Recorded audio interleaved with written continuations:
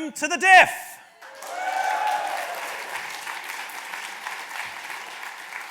And more specifically to the Dif Live Launch. Thanks for joining us here today.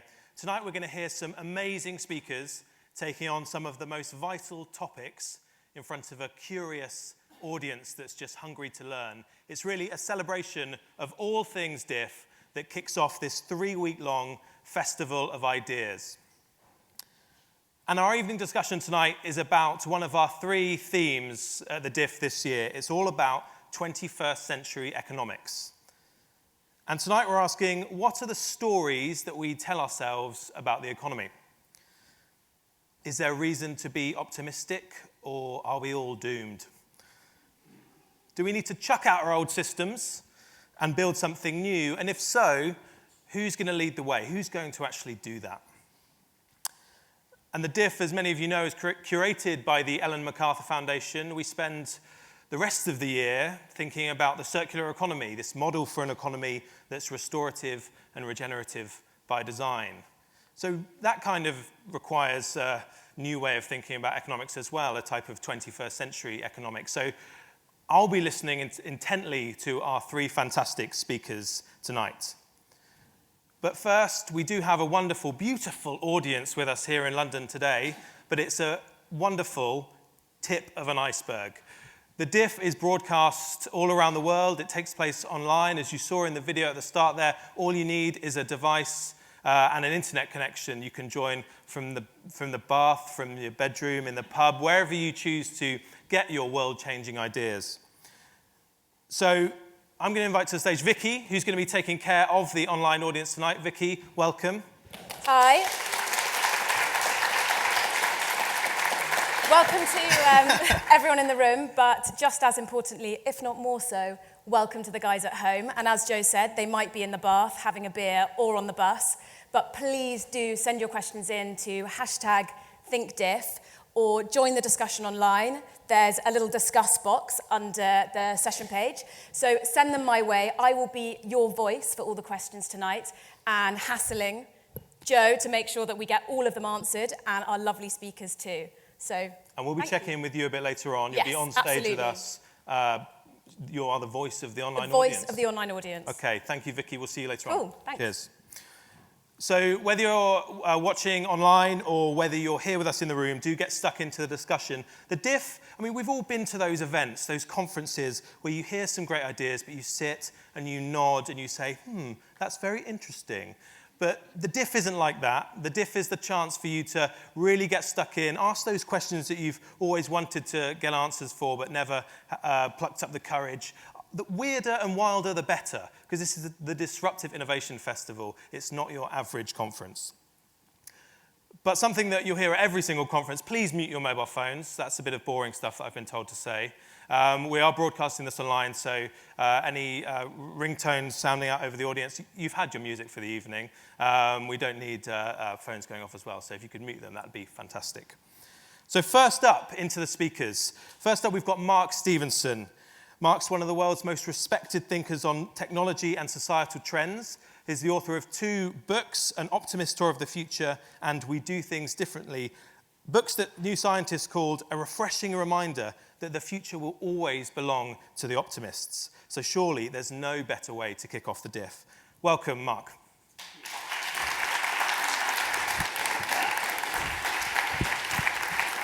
Hello? Hello? That was rubbish. Let's do it again. Hello? Hello. Great. Right. Who the hell am I? People call me a futurist. I rather hate that. It's a kind of a bullshit job title. By one story invented in the 1930s by an advertising agency that was trying to convince its clients that it knew what consumers were going to be doing in the future. So they got the word ology and they put it next to the word future and they gave that job title to some poor bastard. And that's how it was invented. So I don't like being called a futurist really because, well, for a couple of reasons. The first is it's very hard for us to predict the future, and futurology is associated with prediction. And we tend to predict from within our own set of prejudices or our own wish list. A really good example of that is, of course, Back to the Future 2. Do you remember that movie? Which was full of fax machines and baseball caps and skateboards. because it was made in 1989, which is full of fax machines, baseball caps, and skateboards. And the other reason is that the predictions are always wrong. And one of my favourite, I just want to demonstrate one of my favourite predictions that shows you what people were thinking about technology and also the inherent sexism of the time. And the prediction was this: women's bodies, about trains, they were upset about trains, women's bodies are not designed to go at 50 miles an hour. Why? Because their uteruses will fly out of their bodies when accelerated to that speed. And it just shows you how hidebound we are when we're trying to think about the future. Although I have been told this is one reason that they think that Southern Trains keeps the trains below 50 miles an hour, because they're just worried about the cleaning bill. The other reason is it's very hard to predict the second or third or fourth order effects of things. So, the internet rise, very easy to predict the rise of email, but nobody predicts social media, nobody predicts the rise of fake news and all that kind of stuff. So, and the other thing about being a futurist is there are no qualifications required. All you have to do is write a book with the word future in the title, as I did, and people start calling you it. So there you go. In fact, actually, we are all futurists. Every single one. The thing that defines human beings is not so much our use of tools or language or the fact that we don't taste nice to predators. These things actually happen in other animals as well. There's something unique about humans is that we do think about the future. We think forward. And actually all of our hopes and fears are there. As the American inventor Charles Kettering said, my interest is in the future because I'm going to spend the rest of my life there. This is where all your hopes are, this is where all your dreams are, but it's also where all your fears are. In fact, new systems of therapy now are looking at helping people not just deal with their past and their now, but also think about their future and where they're going. So when we're asked to look at the future, we're often given two predominant lenses in the media. The first is, of course, politics, and the second is economics. But there are other lenses you need to look at if you're going to be, going to think about what kind of economy we need to build. And the other two lenses I think are probably the most important are what's happening in arts and culture, because I think that tells you what people are really thinking, and then what's happening, of course, with technology. And technology is changing very quickly, and it does all sorts of strange things that can change the economy almost overnight. A classic example now is driverless cars. Now, 5 years ago, most people would consider these impossible. Now we're sort of okay with that idea. We know they're coming, but they ask certain questions to society. For instance, did you know there are 3.5 million truck drivers in America? In fact, fully 1 in 15 of the American workforce, if you take into account the motels and the cafes and the mechanics, is somehow associated with trucking. And all those jobs will probably disappear, or at least half of them will probably disappear in the next 10 to 15 years. So is the American Trucking Association thinking about that economy? Is the American education system thinking about an economy where, the job truck driver doesn't exist? Is the Trump administration thinking about this, or indeed anything else, in a sensible and systemic way? Now, the question is, of course, computers and machines have always been coming from our jobs. I collect headlines of machines coming for our jobs for the last 200 years. One of my favourites is from 1973 in the Times, and it was something like this: a Prime Minister must act to stop job-killing microchips. So again, it's another example of this idea that we can't really see the future. But AI is coming, it is going to change the economy. Deloitte's and the Oxford Martin School did this rather lovely report that tells you all these jobs that are going to be automated, and much more skilled jobs now. But I'll tell you right now, the safest job in the world right now is a choreographer. So if you want to definitely have a job, be a choreographer.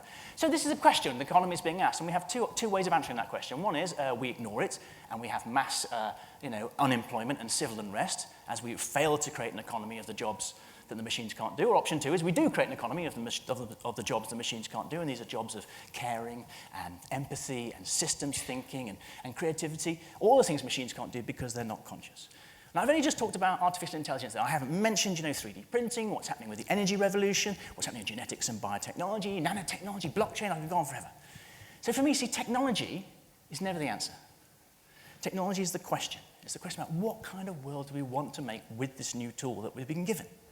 And we need to answer those questions well right now, because everything is broken, isn't it? Have you noticed? Everything is rubbish.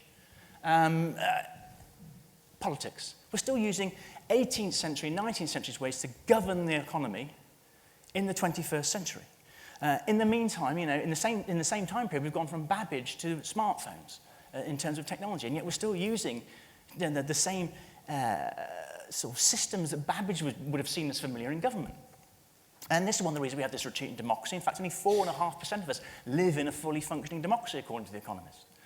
And we have a total collapse in trust across all our institutions. So this is not good. The way we're governing ourselves is broken. We all know it's broken. It doesn't take more than a pint on a Friday night for most of us to agree on this. The environment is broken. Johan Rockström, one of my favourite commentators on the environment, said, you may have noticed the environment is starting to send back invoices. Okay? Now, whether that's hurricane season, that's a hell of a set of invoices, or it's flooding in Bangladesh, or it's wildfires in Australia, regardless of the humanitarian cost, it's actually very expensive things for economies to come back from. And none of them are insured against climate risk now because the premiums are too high. And what is that bill? How much is the bill building up every year of the damage we're doing to the environment? Well, a great economist and banker, a man called Pavan Sukhdev, tried to come up with a figure, and the figure he came up with was $7.3 trillion a year. 7.3, and that's 13% of the global economic output at 2009 prices. And the bad news is we are going to have to pay that bill at some point. Because as Gaylord Nelson, the great American senator, said, the economy is a wholly owned subsidiary of the environment, not the other way around. So we're breaking the environment. The concept of wealth is broken. 0.7% of the population own 41% of the wealth in the world. It's ridiculous. It's nicely summed up by a great cartoon that you may have seen from The New Yorker by Tom Toro, where there's these three children sat outside of a burning city with an adult there, and the adult's saying, well, yes, the world did get destroyed, but for a beautiful moment in time, we created a lot of value for shareholders. It's just ridiculous. This is why the world of work is broken. Gallup do this survey every 2 years where they go around the world and ask people how they feel about their jobs, and they consistently find that 87% of us hate the place we work because we realise that we're working for a system that's fundamentally broken. And of course, the education system is broken because it's educating most of our children into a world that looks like the 1950s. This is all nicely summed up, I think, by William Burroughs, the American author, who said, after one visit to this planet, any visitor from outer space would say, I want to see the manager. So everything's broken. So the questions we're being asked are really, really important. And do we have the economic thinking to answer those questions well? Now, what happens, of course, is that organizations come to people like me and Tim and Anne, and they say, look, we understand we've got this technological disruption coming. We understand we have these problems with the environment. We understand we have these governance problems. So don't worry. You're going to help us innovate. This is an innovation. They love that word innovation. It's one of my most hated words. Not because I hate the word, but because of the way people use it. Because most organizations don't mean they want to innovate. They mean they want to do absolutely nothing. But they will get KPMG to come in and rewrite the human resources manual with the word creativity in it. They'll get a nice new logo. They'll get a nice new logo that looks a bit greener. They'll do some corporate social responsibility to act as a fig leaf from the fact they're not paying attention to these global systemic problems. And they'll probably get an innovation space on the 3rd floor with some beanbags and some primary colours and nothing too sharp. Why does this happen? Why do these companies really want to innovate? Well, the most famous 5 words ever said about organisational psychology: culture eats strategy for breakfast. Peter Drucker. And we do not have the right cultures in our organisations to think about the economy and indeed the wider world sensibly. It's nicely summed up, I think, by another quote by the great American novelist Upton Sinclair, who said, well, the reason this happens is because it's very difficult to get a man to understand something when his salary depends on him not understanding it. And that's most of us. We're too busy doing what we're doing yesterday and being paid for it to think about the really big systemic questions we're being asked. And if we don't answer those questions well, if we don't innovate, we're all dead. That's how stark it is. So we're at an innovation festival. So what is innovation really? Well, for me, I think it's 3 things. And the first thing is, it's the culture of asking the right questions. And most of our organizations and policymakers are not even asking the right question. I want to give you a couple of examples of people not asking the right question. Kerastase, or a hair products company, have come up with a Wi-Fi-enabled hairbrush. What question is that answering, do you think? A useful question. The iPhone X. What question is that asking? I mean, the biggest innovation, as far as I work out, is you can now have an animated emoji that allows you to express your inner panda. This is ridiculous. Bentley have just released a car which has 341 grams of CO2 emissions per kilometre. We're still exploiting the tar sands. We're still dropping bombs on children. These are not good answers to good questions. So we need to ask ourselves the right question. And the question we should be asking is, how do we make the world more sustainable, equitable, humane, just?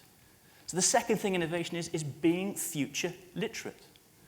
Understanding those questions the future is asking us right now, which we cannot avoid. So any innovation, for instance, that doesn't consider the environment and its impact on the environment isn't an innovation. It's a cost we're going to have to pay later. Any organization that isn't future literate, isn't thinking about those big systemic questions, becomes useless at best and a weapon at worst. And the third thing innovation is, it must think in systems. Too many organizations think very narrowly about what they're doing, about shareholder value, or about their particular policy agenda, or whatever. They do not think across the broad spectrum of things that are all interlinked. We're moving in a world where we're going from economies of scale, where power was centralized, and as technology allows us to move to economies of distribution, and that requires different types of leadership, different types of economic thinking. And if we don't get that right, as my friend Juan Enriquez is one of the greatest sort of investors and thinkers in America, I think, he says this: there will be whole nations who end up on the scrap heap because they do not understand this stuff. But as Eleanor Roosevelt said, of course, the future belongs to those who believe in the beauty of their dreams. And this festival, we're here to talk about people who have perhaps some more beautiful dreams. So to sum it up, I like to talk about the good, the bad, and the ugly. The bad news is everything is broken. The good news is we can fix it with the right kind of innovation. And the ugly news is it's going to get messy as these new models of innovating, these new ways of thinking, force themselves on the old world, and the old world is not going to go quietly. Taking the future seriously is going to cost some people their jobs, and it's going to hurt some people. I'm sorry about that. But not taking it seriously is going to hurt everybody and cost everybody their jobs. As Catherine the Great said at another time in history when everything was changing, a great wind is blowing that either gives you imagination or a headache. And my job, opening this today, I hope, is to give you a bit of both. The real disruptive innovation we need is to stop looking at the contents of our wallets and start looking at the contents of our hearts.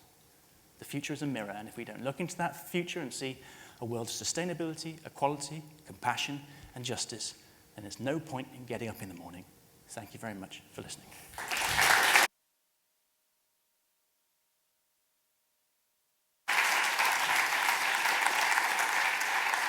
Thank you very much, Mark. We're going to go straight into our second speaker this evening. There will be time for lots of questions later on, because I'm sure your heads are filling with them right now. On to Tim Harford, our second speaker. Tim is a world-renowned behavioural economist, award-winning Financial Times columnist and BBC broadcaster. Whilst he's a serious economist with careers spanning Oxford, Shell and the World Bank, you might know him as the Undercover Economist through his very popular podcast series, and also his columns on the economics of daily life that offer tongue-in-cheek responses to readers' problems, such as the economics of wine, weed, urinal cakes, and garlic bread, which was just a small selection I found from checking out some of Tim's past work. Give us a big hand for Tim Harford.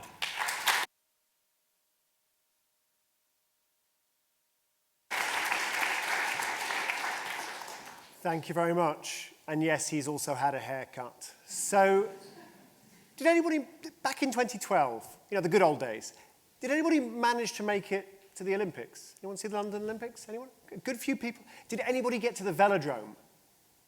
Oh, lucky people. The velodrome was the hottest ticket in town, of course, because the velodrome was where the British Olympic cycling team were doing their thing. And, of course, the British Olympic cycling team, and I'm sorry to be patriotic just for a moment, but they were just the best in the world. For those of you who weren't keeping track of the numbers, and I'm a person who does keep track of the numbers, the count was 10 gold medals were available. The British Olympic cycling team won 7 gold medals. The entire rest of the world put together just got 3. Absolutely miraculous result. Now, you may be thinking to yourselves, what's the secret? Because, of course, it's not mysterious packages and therapeutic use exemptions. We know that could never be the secret. What is the secret? Because it's not just Chris Hoy's thighs or Victoria Pendleton's determination or all these amazing athletes. They just seem to produce performance after performance after performance. There must be something more systematic going on. But now we know what the secret is. The secret was a gentleman called Matt Parker. Matt Parker, of course, being the man who figured out that if you could rub alcohol on the tyres of the bikes, then they would have a little bit more grip and would be slightly faster out of the starting gate, saving valuable milliseconds. He also made the athletes travel with orthopedic pillows and made sure they weren't suffering from any allergies, and taught them, very important, how to wash their hands. Because you're going to the Olympics, you're going to meet people from all over the world bringing kind of cold germs and flu germs and all kinds of bugs. And you're going to shake hands with them. So you need to wash your hands, including the thumbs. Make sure you get the thumbs, very important. And he identified that in between the semi-finals and the finals of each event, there was just 1 hour of recovery time. These are sprint events generally. So he called this the golden hour, and he focused obsessively on how to improve the recovery rates of the athletes in the golden hour. And when you look at the data, you see time and again that, thanks to Matt Parker, the British athlete goes faster in the final than in the semi-final. And the foreign athlete, otherwise known as the silver medalist, goes slower in the final than in the semi-final. All of these tiny little things, all of these little ideas adding up to something big. And Matt Parker's job title was Head of Marginal Improvements at the British cycling team. Now, I love this idea of marginal improvements, marginal gains. And it turns out it's incredibly popular these days. It's all the rage in Silicon Valley. So whenever you log on to the Amazon website, if Amazon is your kind of thing, what you see, the prices you're shown, the additional products that are displayed to you, the color scheme, the font, it's all being constantly tested. A/B testing, it's called, a little mini randomized trial, just to see what gets the highest click-through rates. You get the same thing in the way that phones work. You get the same thing in Google's, well, pretty much everything Google produces.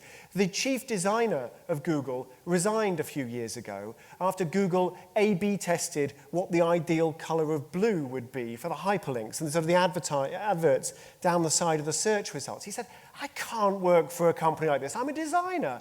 And then it subsequently emerged that Google had made $250 million by identifying the optimal shade of blue. You see, marginal improvements. They're a kind of magic. But I'm worried. I have to admit, I'm worried. And it's not that I don't think marginal improvements work, and it's not that I don't think marginal improvements can't deliver outstanding performance and make the world a better place. They can, of course they can, if they're deployed in the right way. But what worries me is that some of the most important innovations you're never going to get through to with a process of marginal improvements. Let me give you an example. So in the early 1980s, a scientist called Mario Capecchi applied for funding to the National Institutes of Health in the United States, the huge taxpayer-funded body. They have billions of dollars of grants to give out. They do wonderful, wonderful work.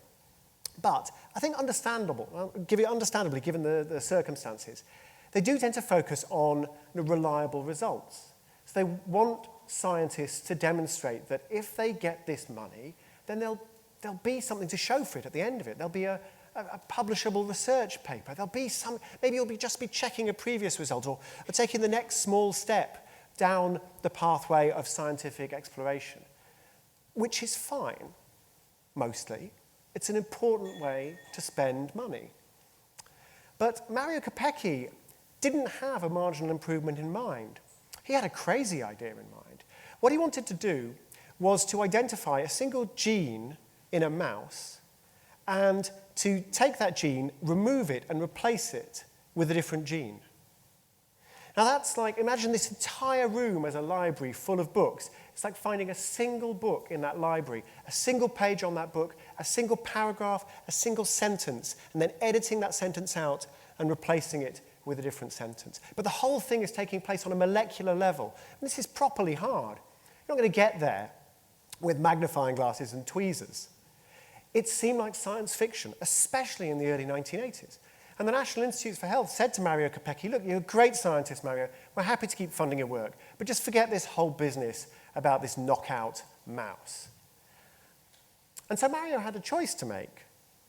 Was he going to take the National Institutes for Health advice, or was he going to risk his career, his funding, his laboratory on a long shot?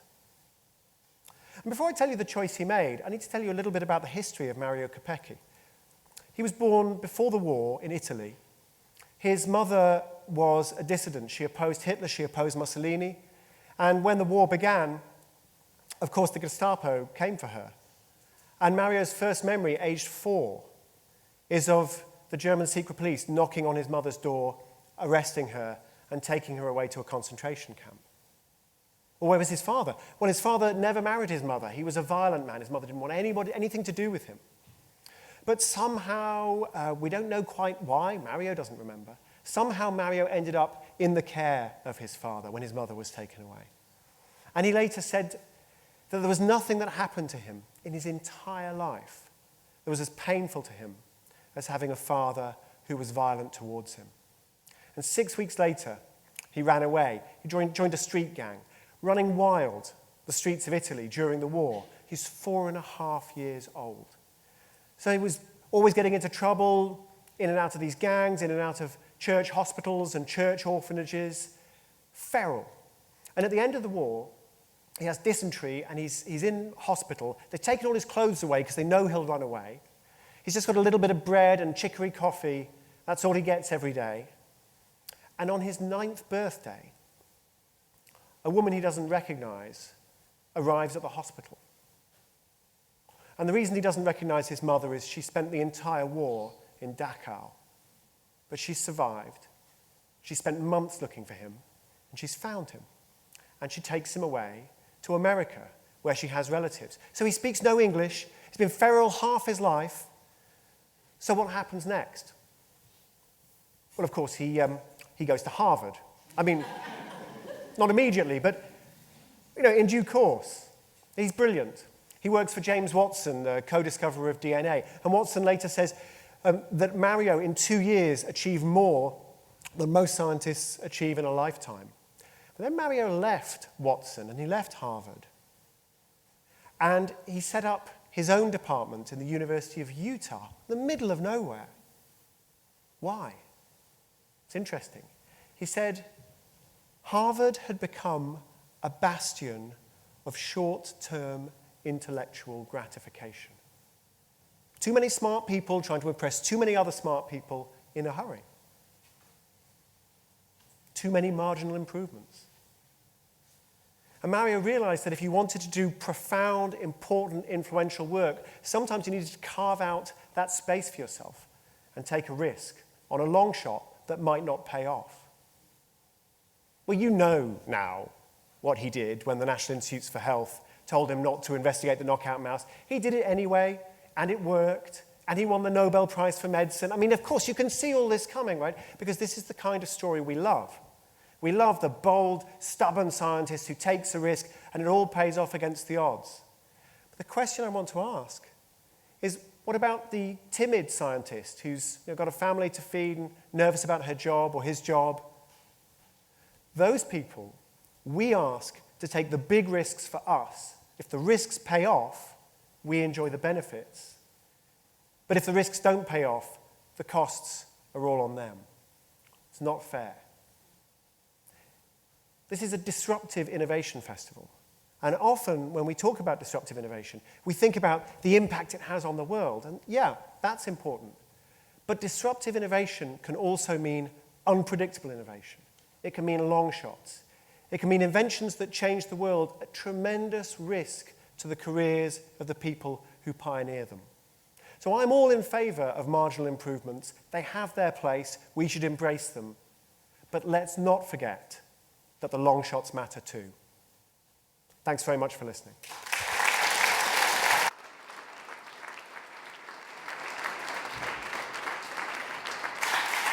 Thank you very much, Tim. And now on to our final speaker of the evening. Anne Pettifor is the author of The Production of Money, director of Prime Economics, a fantastic website and resource for some of the most up-to-date economic thinking, some 21st century economics. She was one of the few economists to correctly predict the financial crash in her 2006 book, The Coming First World Debt Crisis. She's a member of Labour's Economic Advisory Committee and led an amazing campaign to eradicate over $100 billion worth of debt owed by the poorest countries, some of the poorest countries in the world. Anne, thanks for being here.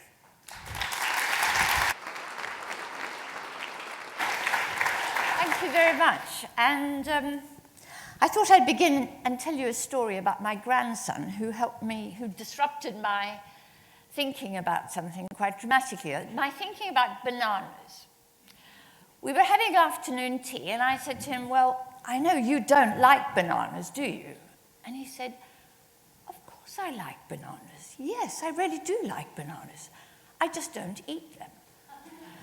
And what that forced me to think about was how you can like bananas without eating them. This was a novel thought for me. So I think disruptive thinking, disruptive innovation is a wonderful thing. And I want to talk to you today about disrupting the global financial system, my favorite subject. And today is a really important date on which to do so. This is the day of the Paradise Papers, when it's become known that billions of dollars are siphoned away every year into tax havens, far away from our oversight, from the oversight of regulatory democracy.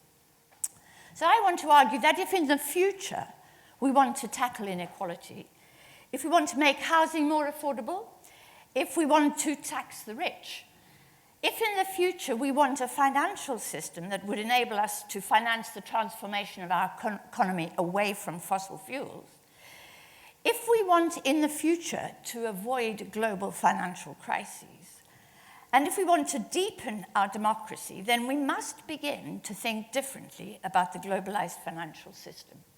And we must begin to think differently about our own power to transform that system. Above all, we must start to think about the fact that we must manage offshore capital and bring offshore capital back onshore. We must manage the current anarchic and often illicit flows of capital around the globe, because as Professor Skidelsky has argued, capital mobility has, amongst other flaws, a tolerance for criminality. We must manage those who would move their capital beyond the reach of democratically designed taxation systems, beyond the reach of regulatory democracy. Today, with the launch of Paradise Papers, this gives us a new urgency to the need for us to think differently about the whole global economic system, about the financial architecture. We don't think about the financial system as being based on an architecture, but it is. It is based on an architecture, albeit one that is quite anarchic. And of course, it means we have to think about the very nature of money. So we need to innovate, design, and build a new international financial architecture. Now, those who oppose the need for the current international architecture to be transformed and restructured, they will argue that it's impossible, that we can't do it, we can't disrupt the current system without a great cost to ourselves, we cannot transform it into a system that will stabilize the global economy and reduce inequality. They will argue, and many of us will agree, that nothing can be done. Instead, they will argue we should all just lie back and prepare for the next crisis of a globally interconnected system. That with modern technology, they'll say, it is impossible to change, never mind transform the system. But that is what was said about the global financial architecture back in the 1920s and the 1930s, when we had the gold standard. When in 1931, Britain unilaterally abandoned the system and came off the gold standard, when in 1933, President Roosevelt told a cabal of international bankers that the US would not be represented at a conference they had convened for the restoration of the gold standard, everyone gasped in shock and horror. We didn't know we could do that, they said. We didn't know Britain could come off the gold standard. But we could, and we did. So we must take heart from that. We must learn that the very first task that we face is the task of abandoning defeatism.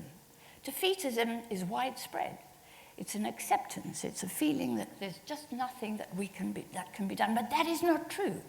So our first task is to persuade ourselves not to be defeatist about this, to abandon the delusion that nothing is possible.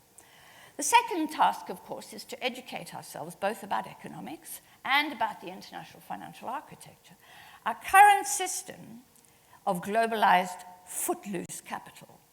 Now, this did not come about as a result of wide democratic decision-making and consultation. It was not built as a result of consensus between nations. It came about as a result of what Naomi Klein calls shock and awe. When in 1971, Richard Nixon, late on a Sunday night after a cowboy series had ended, announced on American television, and without consulting his partners around the rest of the world or the international financial, the IMF, the International Monetary International IMF, without consulting any of these big institutions, he simply announced that the United States was going to dismantle the Bretton Woods system that had been put together so carefully by a group of economists representing countries around the world at Bretton Woods in 1945. He was just going to break it up, just like that. And he did do that unilaterally. Just overnight, the system was blown up. There was nothing in its place. The IMF was tasked with coming up with a substitute, but it never managed to do so. So instead, the bankers slowly and carefully, and in a patchwork way, started to build a new financial architecture, which, as we know, is pretty anarchic, which is not structured properly, which is not stable, and which is not safe. And they did it surreptitiously, behind our backs, behind the backs of our parliaments and democratic institutions, who were anyway asleep at the wheel. And since then, we have sort of gone along with it. After all, it's nice to be able to use a credit card anywhere in the world. It's nice to be able to enjoy holidays abroad, to buy second homes abroad, and so on. So we've bought into this system that benefits the rich so very much. So the truth of who gains from the system has today been laid bare before us, as it was with the Panama Papers. Tax evaders, fraudsters, corrupt politicians, and billionaires are the major beneficiaries of an international financial architecture not built by us, but built by financiers. So we pay the cost of their irresponsibility with periodic financial crises. And the crises that have occurred since 1971 have been regular. Before 1971, as Barry Eichengreen, the famous historian of the international financial system, has argued, there were virtually no crisis. It was defined as an era of very dull times. Right? Post-71, we've had a series of crises. So we who pay our taxes provide a framework for these financiers to operate within, really. So we have power. We have influence over the system. We provide, for example, the judicial system that they need to enforce contracts or to arrange expensive divorces. Our taxes finance and provide the safe, clean streets that they like to walk in, or streets like Oxford Street, in which they like to shop. Our taxes provide a criminal justice system that keeps them safe in their beds at night. And I've lived in countries where you don't feel safe in your bed at night, and it is a great asset. We provide the public sanitation system that ensures clean water and good health. Our taxation system backs the central bank, for example, like the Bank of England, that provides cheap financing or liquidity to these global financial tax-evading institutions.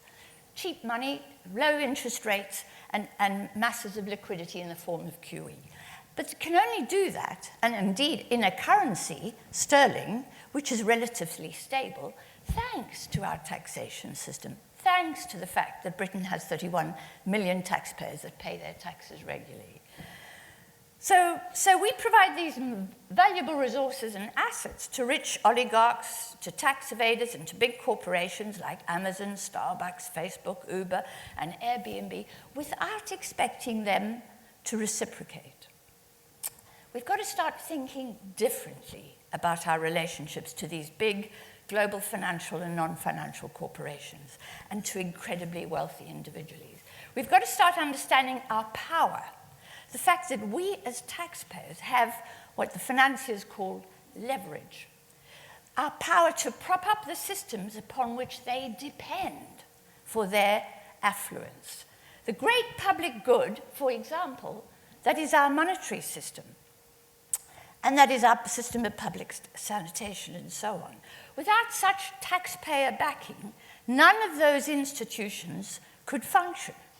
They couldn't deal in currencies like the sterling or the dollar. They couldn't deal in sovereign debt, our own sovereign debt, and use sovereign debt as collateral for the creation of new money in the shadow banking system, right? That's our sovereign debt, and it's the fact that we are reliable in repaying our sovereign debts that gives that collateral so much value, which enables the shadow banking system to create even new money and do that beyond the oversight of a regulatory democracy. So my simple point to you tonight is that we've got to think differently about our international financial system, and we have, above all, to think differently about our own taxpayer power and leverage. Thank you very much.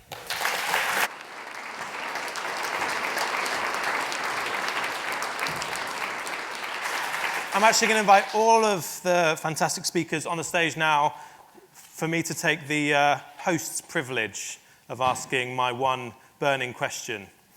So join me on the stage.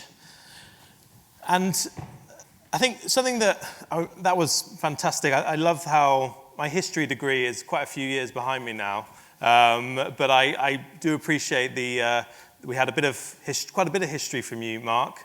But also some historical anecdotes from Tim, a look into the future as well, and then something very current with the Panama Papers and today's Paradise Papers. And a common theme seems to have been about thinking differently, about whether it's your point about the future as being a mirror, about kind of messy innovation and taking some long shots, and then Anne, you drove the point home with thinking how we can think differently, quite practically, about our economic system.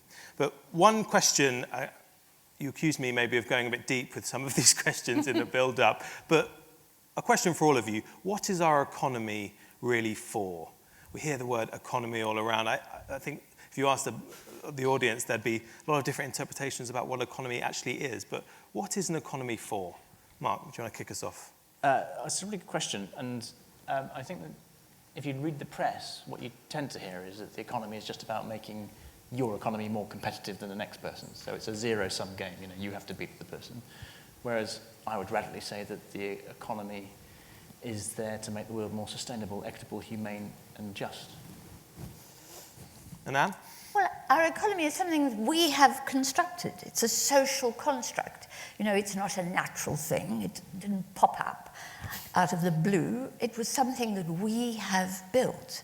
And it's a series of social relationships. Money is a social construct. Money is a promise to pay, nothing else. We have that promise as represented by coins and by credit cards and by checkbooks and so on. But really all it is I promise to pay you at some point in the future or at some different time, that's all. And so we have this social system, this socially constructed system, which we call our economy, which we have built to enable us to undertake transactions, to enable us to do what we can do. It should enable us, for example, to transform our economy away from fossil fuels. But the problem with the social construct that is the economy is that it's being captured. It's being captured by an elite who use it for their own elite and vested interest. And we have lost control of it. We can't use it anymore for what we really need, which are all the good things that Mark's just spoken of, We can't use it for all the really important. We would like to use it to create beautiful music, wonderful works of art, great buildings, to innovate, all those wonderful things. Instead we get told, sorry, there is no money.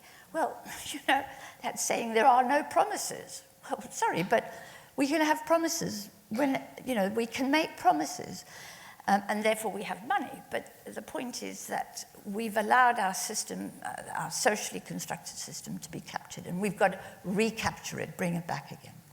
That sense that the economy isn't something that's designed, it's something that this thing that kind of it almost just happens to you. No, it's not. It's something that we built for ourselves to enable us to do things. And Tim, your thoughts on this? Well, Anne said that the economy was built by us. I agree. I would actually say the economy is us. There's nothing. There's no there. It's just us. It's what we do, how we behave, the relationships we have with each other, social relations as Anne described them, it's us. The moment we start thinking it's something else outside us, I think we're making a very basic error. And every now and then I hear well-meaning people trying to justify whatever it is that we need to fund diabetes, or people need to take more holiday, or whatever it is that the cause that they're advocating, and they say because it's bad for the economy. I think most economists would just cringe when they hear that, because there is no economy. There's just us. It's either bad for us or it's good for us. So what's it for? What are we for? What's society for? I guess what you could ask is, how well is this system performing? And as Anne points out, in some ways, for example, financial stability is performing very badly. In other ways, it's performing very well. Life expectancy, until very recently in the US, and certainly globally, amazing performance. An amazing performance creating new innovations, particularly in the 20th century. Environmental performance, particularly global, abysmal. So, what's it for? It's to give us what we want. And what do we want? Happiness, health, freedom, community. We want all kinds of things. But we need to remember that the economy is us. I think it's fair to say that, and I'm sure the audience would agree with me, the three of you come across as quite straight-talking economic thinkers. There's not too much jargon in there. It's all stuff that we can pretty much grasp. If we're talking about 21st century economics and the idea that we're moving away from an older form of economics, maybe something that lives in textbooks, what are are there myths about economics that need to be debunked? Have you got any favourite myths or misconceptions about the economy that as we move into this new era we could do with getting rid of? Well, stacks, isn't it? I mean, the economy is a story, and one of the classic myths is the idea of the rational economic actor. That all of us make rational economic decisions, and of course none of us are rational. We're all crazy. I mean, we're all nuts, aren't we? Speak for yourself. No, but we are, and so the economist talk about radical thinking economist I really like is Kate Raworth, and she sort of in her book Donut Economics, she looks at a lot of these myths and kind of goes, well, they're interesting ideas to begin with, but we've been stuck with them. And she talks about, to Tim's point, about creating an economy where we can keep people above a certain level of, of standard of living in terms of healthcare and access to clean water, but keeping the planet below these boundaries which we're kind of exceeding at the moment. So, it's built on myth, and I think, as Anne was saying, a lot of those myths currently are kept in place because they help a very small proportion of the society. And something like Rational Economic Man, there was even a few sniggers in the front row when you mentioned that. So it seems like there are more people who are realising that is a fallacy. But is that something that's being picked up more widely? Is there traction? I would say so. I think the economics profession is in something of a crisis at the moment, really. Although one never would think so, because those in good jobs and who are in control of all the published journals and so on, probably still feel quite confident. But I think there is a crisis in the profession because of the myths that, for example, there is no money. That myth was very pervasive until 2009, for example, when the Bank of England found £1,000 billion overnight, and when Bernanke was asked where he'd got $85 billion to bail out AIG, the journalist said to him, "But Mr. Bernanke, did you get that from taxpayers?" And he said, no. He said, "We have at the Federal Reserve something that every commercial bank has, and it's called a computer." And I just entered numbers into the computer. $85 billion. If only he'd called it a magic money tree. Well, exactly. So the point is, we learned from the financial crisis that the story that there is no money is a myth, really, and it should be, because after all, our monetary system is a system we designed to enable us to fulfill our promises. But the other one is the growth myth. This was a myth that's actually quite recent. It was invented by Sam Britton at the Financial Times and the OECD in the 60s. And before the 60s, we used to discuss the economy in terms of levels. Was the unemployment level too high, or was it very low? Was was output too high or was it too low? Was inflation too high or too low? So we looked at levels, and they announced in the 60s that actually Britain was growing far too slowly. They called it growing, and that it would need to grow by 50% over a decade. And that was a disastrous decision. It caused massive inflation, amongst other things. But it was, they invented this term growth, which is used by economists in an exponential sense, you know. Whereas you and I know that plants are seeded, that they grow, they mature, and then they die. This sense does not exist in economics. That's quite a scary thought, though, isn't it? Yes, it would be a scary thought. But the point is that in economics, the concept is one of permanent and... The look on Joe's face is, this is a man who has just realised he's mortal. You look terrified. Not me personally, but is our economy going to die? Is that what you're saying, Anne? Our economy is going to die? It does periodically have heart attacks and die, yes. No, but it you know, that we can't go on growing, you know, exponentially. We have to live within finite resources. The Earth, the ecosystem, is finite. And economists don't think of it in that way. We seem to have nailed that problem. The growth seems to have stopped for the last 10 years. So we've got that one covered. Well, I'm not so sure. I was with Adair Turner the other day, and he was going on about how we're all going to have a robotified economy, and we're all going to have robots, and we just better prepare for the fact that robots were going to take... So I put my hand up and I said, well, excuse me, but where are we going to find all the titanium and all those rare earths and minerals that we need to keep our smartphones and our robots going forever and into the future? And he said, oh, no, we needn't worry about there's an awful lot of, I can't remember what it was, that's under the salt flats in Bolivia, but there is a mineral there that he believes is infinite in its supply. Well, it's not. You know, the ecosystem is finite, and economists have to factor that into their thinking, but they find that very difficult.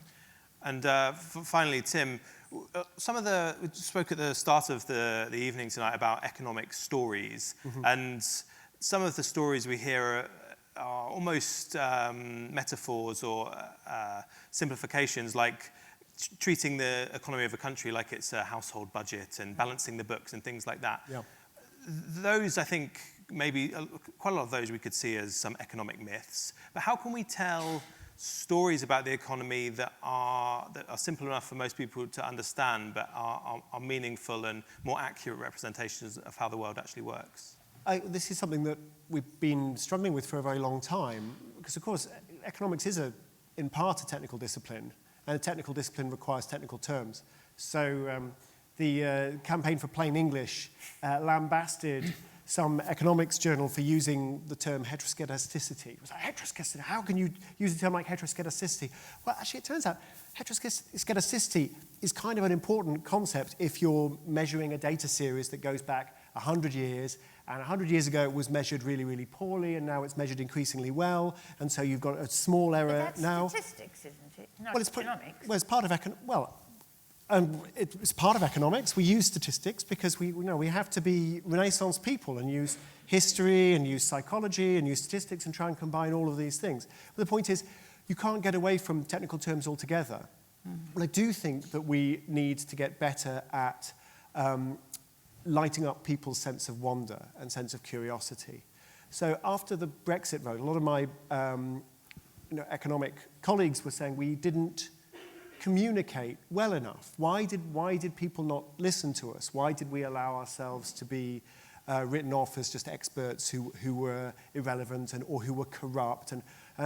And a lot of people said, well, what we really need is a Brian Cox of economics. I thought that was you, Tim. Well, yeah, Brian Cox still has his hair. So I said, but what you've got to understand is what Brian Cox does. What you're thinking, I can see in your mental model, the way you're talking about him. You think that what he does is explains everything really, really clearly. And it's that sort of slow, clear explanation that makes him, the communicator that he is. It's not that. It's that he makes people want to know more, that he awakens their sense of mystery. There are puzzles out there, and the puzzles need to be solved. And great mathematical, scientific, and social scientific communicators engage that sense of curiosity, and I don't think we do that well enough. Well, hopefully you've managed to do it with our audience both here and online and ignited that sense of wonder, because we're going to take a short break now with some more music. If you need to use the bathroom, this is the time to do it. But if not, stick around, listen to some more of that fantastic music we had at the start of the session. And do start thinking about your questions if you haven't already, because when we come back, we're going to go straight into Q&A. So stick with us and we'll see you in about 7 minutes. Thanks very much.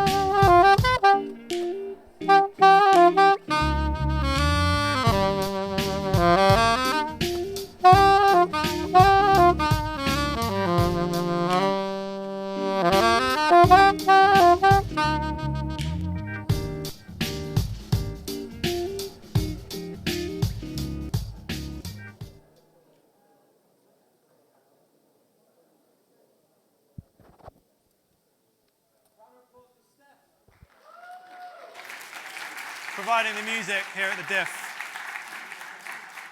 I'd like to invite Tim, Mark, and Anne back on stage to be grilled by the audience, both here and those watching online. If you're just tuning in online, welcome back to the Disruptive Innovation Festival. This is the Dif Live Launch, kicking things off in style here at Dif 2017. Now, Vicky, you've been stoking up the online audience all evening. We have. How's it going? Yeah, very well. And I would also say, it's not over yet, so please do carry on sending questions in using the hashtag ThinkDiff, setting up your MyDiff account on Discuss, and get the grilling. Get to the grilling. Yeah. Okay, but we have this fantastic live audience. Let's use them. Who's got a question? You've heard plenty from me. Who's got a question for our fantastic panel here? We have a question from this gentleman at the back waving. Microphone coming your way, sir. Andrew Sterling. Question is whether if the objective is improved sustainability and greater efficiency, do we need to remodel the tools for managing the economy to a smaller level. In other words, move away from centralized mechanisms to more locally controlled mechanisms whereby we can do the sharing efficiently without having trucks, for example, going up and down the country? Oh, hands gone straight up. It's a good question, but I think there's no one-size-fits-all answer, perhaps appropriately. So let's think about solar power. So on the one hand, solar power is a wonderful example of a localized system. You could go off the grid or just kind of loosely connected to the grid, generate power for a local community or even for a single home. So it seems like a very localized thing.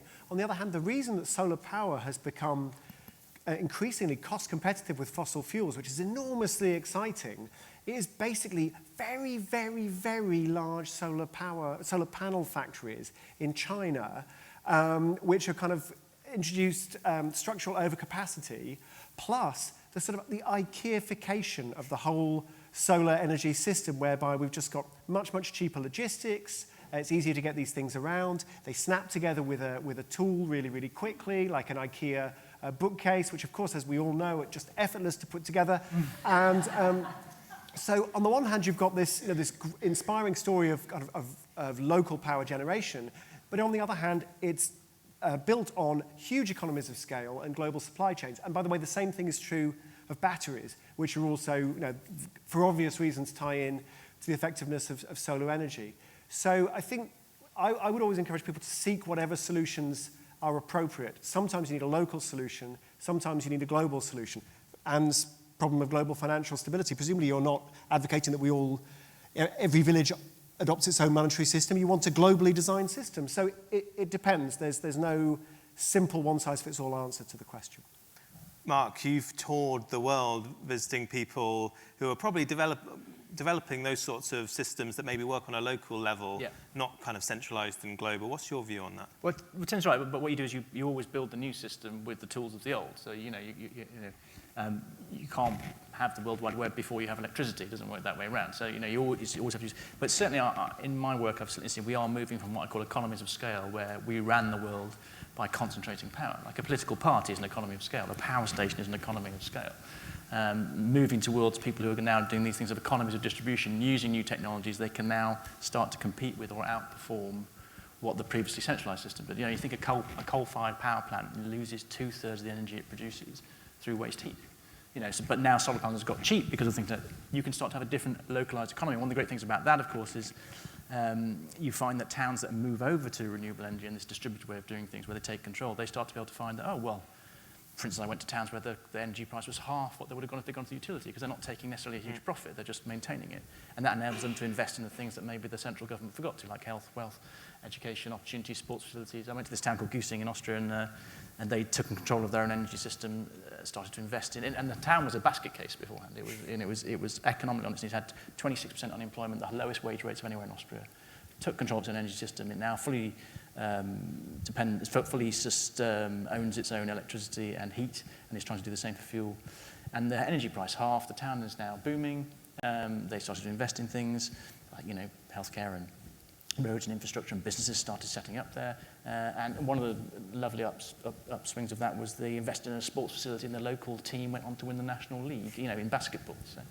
So I think, these economies of distribution do allow us to perhaps invest in the things that our governments forget to, because centralized control has many advantages, but it also has many disadvantages in that it is often very separate from what's happening on the ground. And if you look at, for instance, democracy, if you look at systems of participatory democracy or participatory budgeting, which is something else I looked at in my last book, you tend to find out that it's the poorest people, the people on the margins of society, the people, actually at the cutting edge, they make much better decisions about where taxes should be spent for the benefit of everybody, rich and poor alike, than actually central planners often do. So.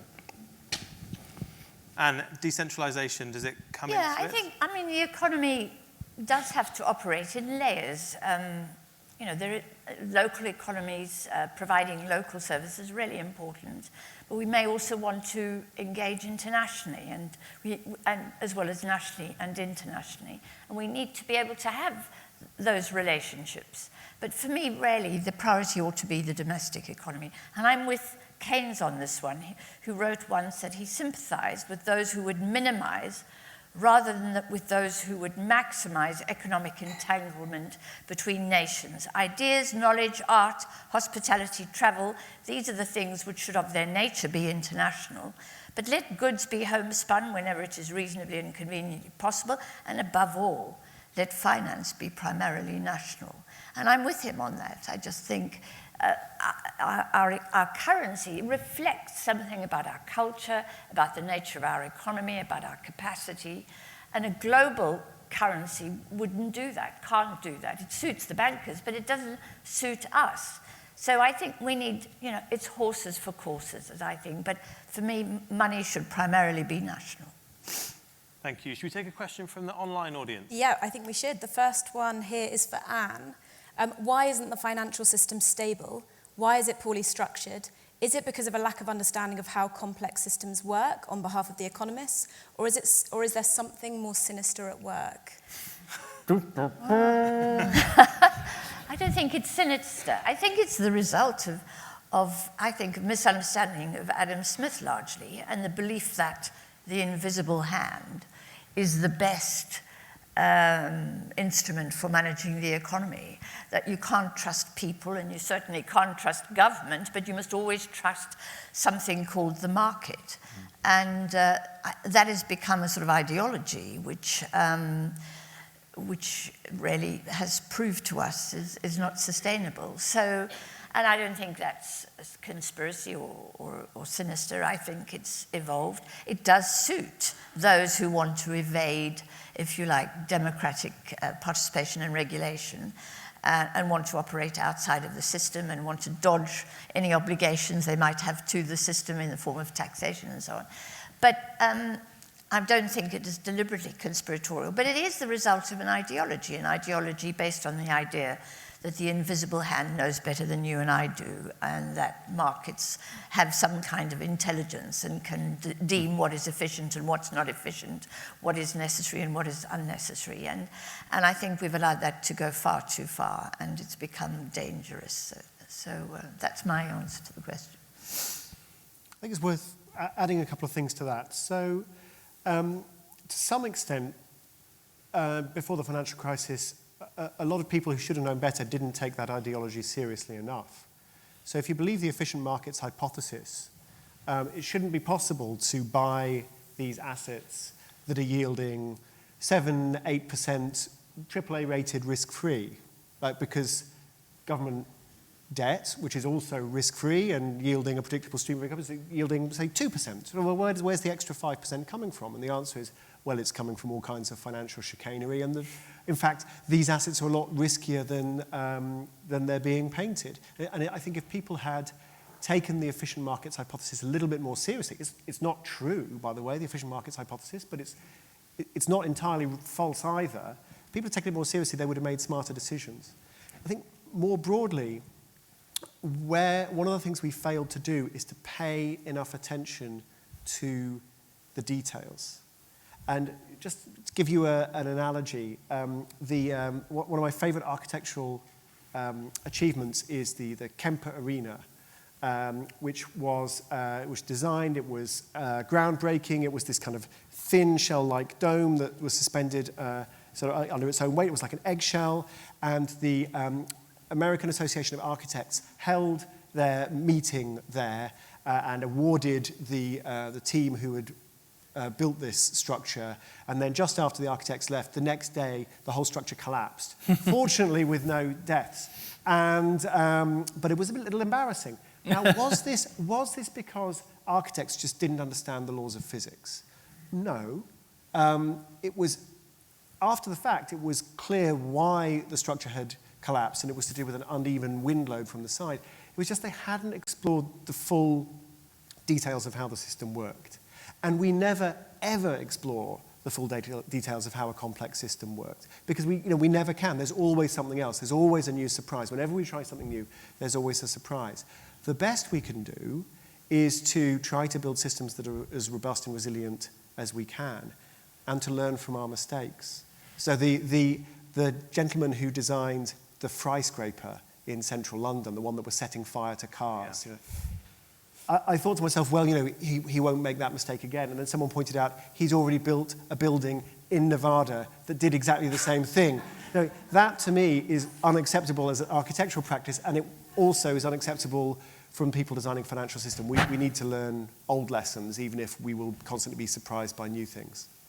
And No, that's okay. I was just going to say to that, we learned from 1929 that you ought not to let your financial system run amok in that way, and you need to manage it. And we learned to manage it in the 1930s and again in the 1940s. And we managed it almost perfectly, in fact, between 45 and 71. And then we unlearned all those lessons. We're now having to relearn again.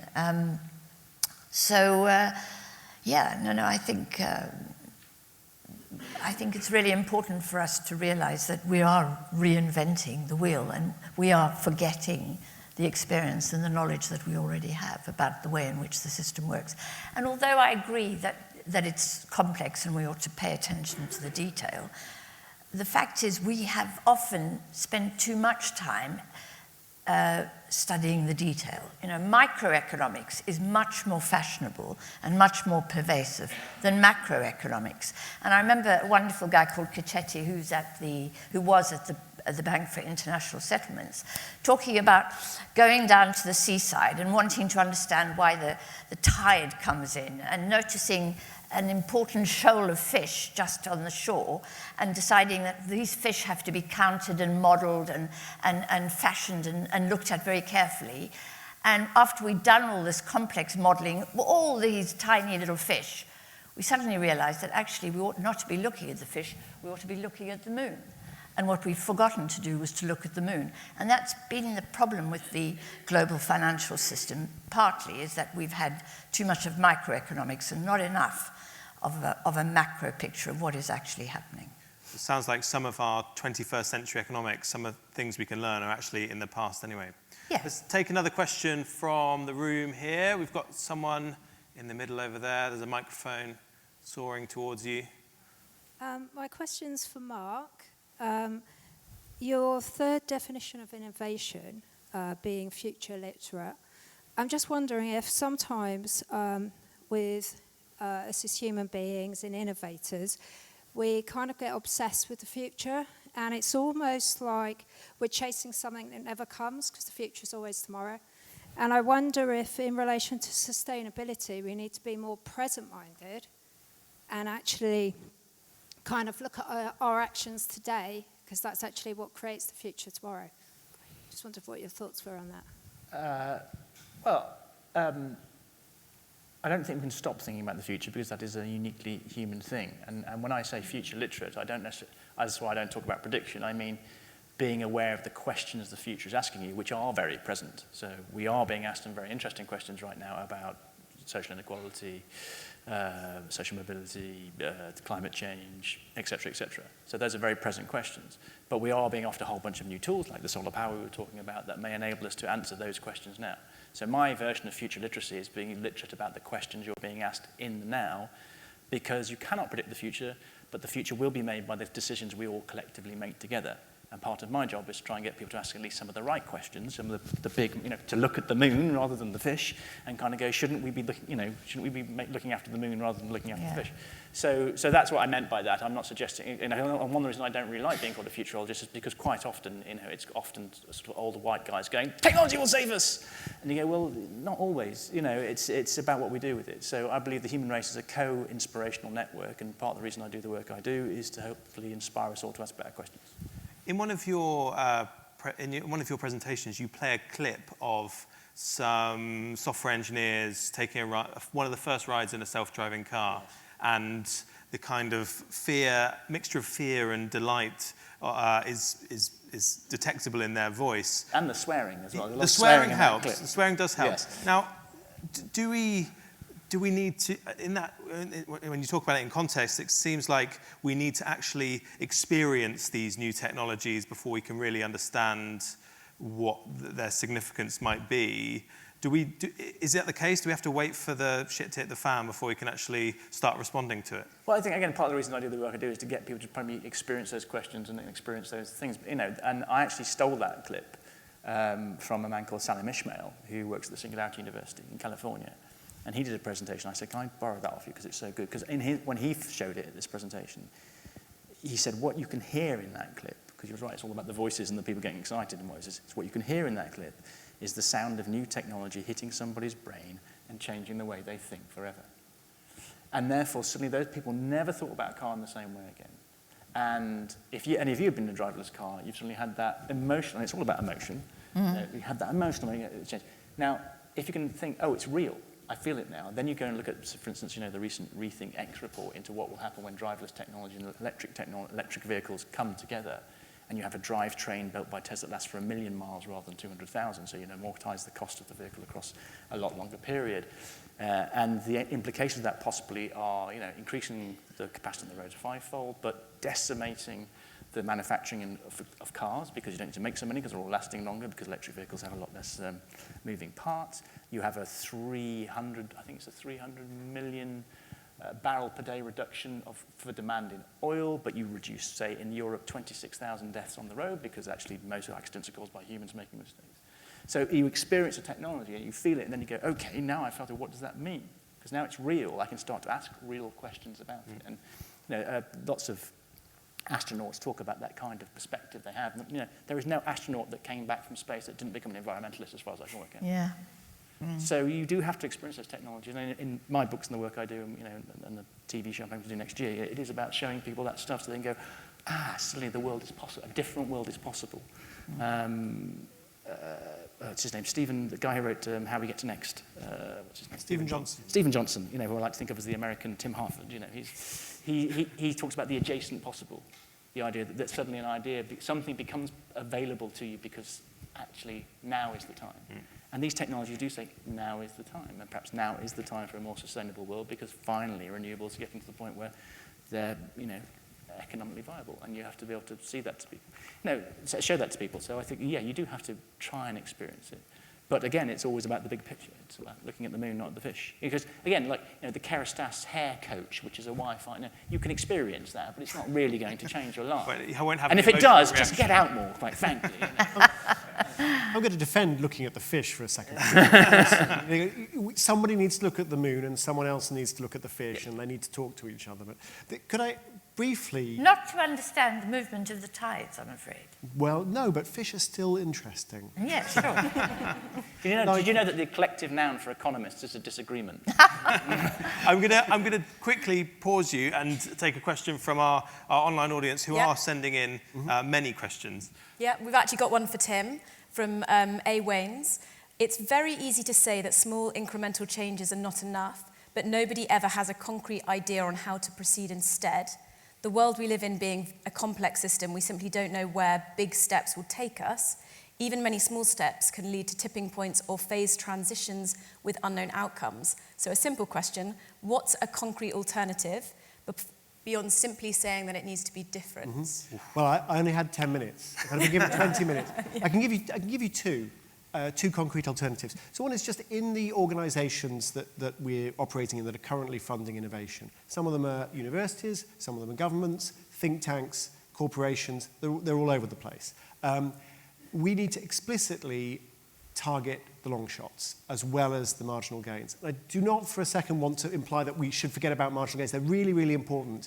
But if you think about the innovation space as a mountainous landscape, the long shots get you onto some new peak, and then the marginal gains get you up the peak. But if you only do marginal gains, you're on one peak forever. So what's the justification for saying, well, just thinking about this makes a difference? Well, it turns out, I mentioned the National Institutes for Health. There is another organisation in the States, the Howard Hughes Medical Institute, which, Anne, you're not going to believe this, it was originally a tax dodge. Can you believe such a thing? Shocking.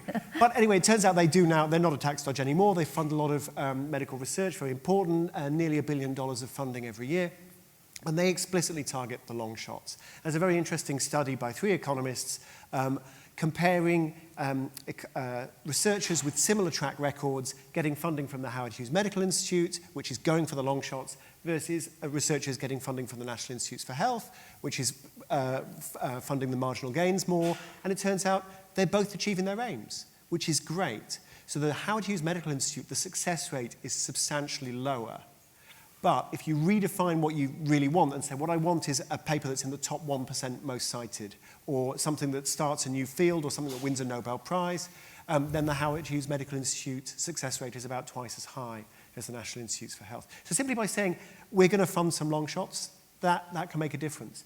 And another really interesting idea that's sometimes explored is the idea of innovation prizes.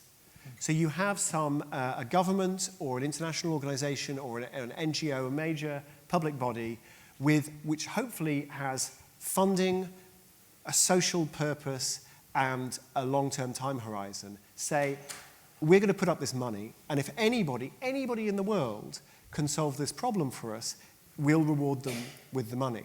Now, the most famous example of this is John Harrison's Longitude Prize, way back. That was amazing. Although they never gave him the money, so it's always more, the details matter, you see. The fish, look at the fish matter. But it has been used, and perhaps the most spectacular example recently, well, it was the DARPA Grand Challenge, which kicked off self-driving cars. It really did kick off the whole self-driving car industry. No one was really taking it seriously before then. And all of these people who'd been funded by DARPA, which is the US military, frankly, suddenly spun off and they're bought out by Google and bought out by GM, and they're building self-driving cars. But the most spectacular example is the advanced market commitment set up, funded by 5 national governments and by the Bill and Melinda Gates Foundation. It's $1.5 billion for a pneumococcal meningitis vaccine, and it's distributed dose by dose. So if a pharmaceutical company develops a vaccine, which no one's willing to pay for because it's only of use to very, very poor children, if a pharmaceutical company develops the vaccine, the Advanced Market Commitment Fund delivers matching funds and pays for that vaccine. And they've put aside $1.5 billion. And those vaccines have been used, they were designed, and they have been used successfully for the last 5 or 6 years. It's a huge success. So that's a way to put public funding and long-term vision and serious money behind what is potentially a private sector, diverse, pluralistic, entrepreneurial spirit. Can I just, because I'm involved in one of those long shots, and I'm an advisor on the Virgin Earth Challenge, which is actually the Virgin Earth Challenge. So this is a $25 million prize out of Richard Branson's own pockets for any organisation that can take carbon dioxide directly out of the atmosphere in an environmentally sustainable way and make a profit while they're doing it. Now, everybody said that's a crazy idea, it'll never work, but we knew that wasn't true because we've had carbon scrubbing in submarines for years. So the question is, could you make it work in ambient air? Would it work at the right price point? Again, and lots of cynicism about it. Didn't stop 2,600 people applying, most of them mad people in sheds, it has to be said.